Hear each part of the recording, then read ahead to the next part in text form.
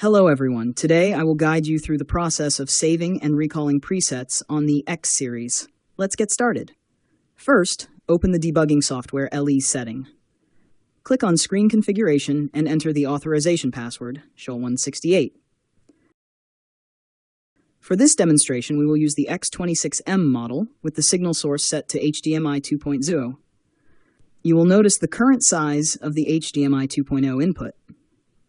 Now, let's resize the screen to a width of 1800 pixels and a height of 960 pixels.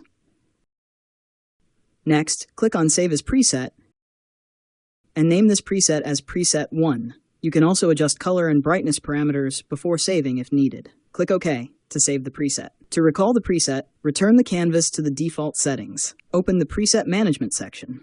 You should see Preset 1 listed there. Click on the Call button to switch to this preset. And that's it! You've now successfully saved and recalled a preset. Thank you for your attention, and that concludes today's lesson.